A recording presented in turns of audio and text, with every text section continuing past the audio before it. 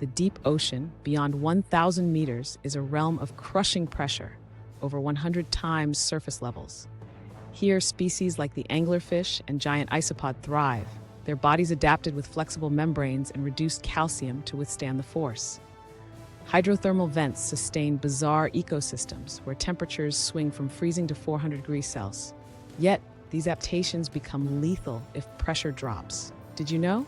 90% of deep-sea creatures brought to the surface disintegrate due to rapid depressurization. A research submersible's hull cracks at 2,500 meters, triggering catastrophic depressurization. At this depth, water pressure exceeds 250 atmospheres, equivalent to an elephant standing on a postage stamp. As alarms blare, the crew watches in horror as a gulper eel is sucked through the breach, its body instantly swelling. Deep-sea equipment failures are rare but deadly. The 2014 Nereus implosion reminds us how even titanium hulls can fail under such extremes. As the sub ascends uncontrollably, the pressure plummets from 250 atmom to just 1 atmom at the surface. Deep-sea fish lack swim bladders, relying on lipid-filled livers for buoyancy. Now these lipids expand violently. A fangtoot's liver swells to 300% its size, rupturing its abdomen. Even resilient species like the barrel-eye fish suffer.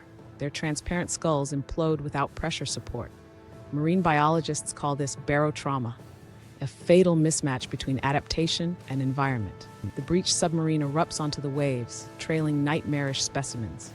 A vampire squid, normally a graceful deep-sea phantom, now resembles a melted plastic bag, its webbed arms fused by surface temperatures. Pressure-sensitive enzymes in its cells denature, turning its ink sac into a toxic slurry. Nearby, a blobfish, famously misrepresented as ugly, actually disintegrates into gelatinous strands, its lack of skeletal structure unable to cope with the pressure shift. Local fishermen haul in a net filled with unrecognizable organisms. A deep-sea squid, designed for 150 atmom, now has eyes protruding like balloons. Its internal gases expanded 200-fold. Worse, its beak-like mouth, evolved to crush prey under pressure, shatters like glass. These transformations aren't just grotesque, they're ecologically catastrophic.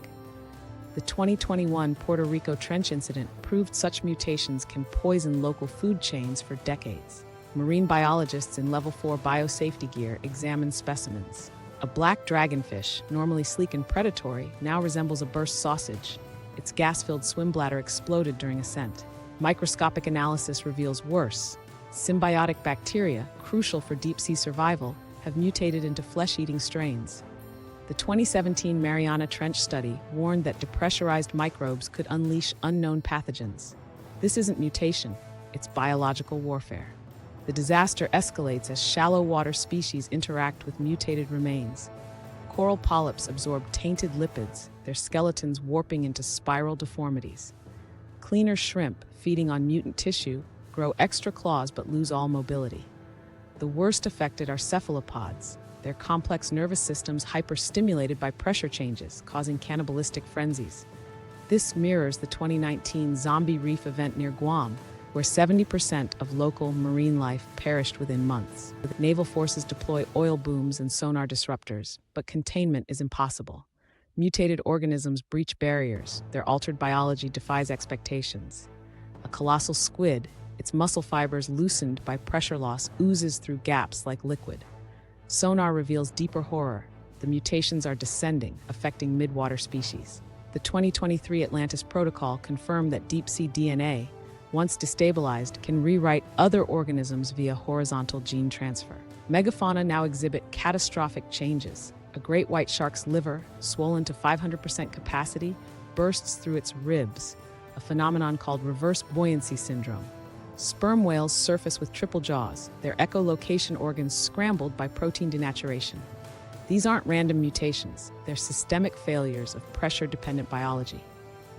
The 2020 Antarctic study predicted this. Deep-sea adaptations, once disrupted, cascade up the food chain irreversibly. Coastlines worldwide become graveyards of unrecognizable carcasses. The ocean's pH plummets as dissolving mutant biomass releases sulfuric compounds. Even hydrothermal vent ecosystems, once thought immune, collapse as their chemosynthetic bacteria mutate. This isn't just an ecological disaster, it's a planetary reset. The 2024 Deep Sea Summit concluded. Once deep sea biology unravels, surface ecosystems have less than 18 months before total systemic failure. The message is clear: the abyss must remain undisturbed.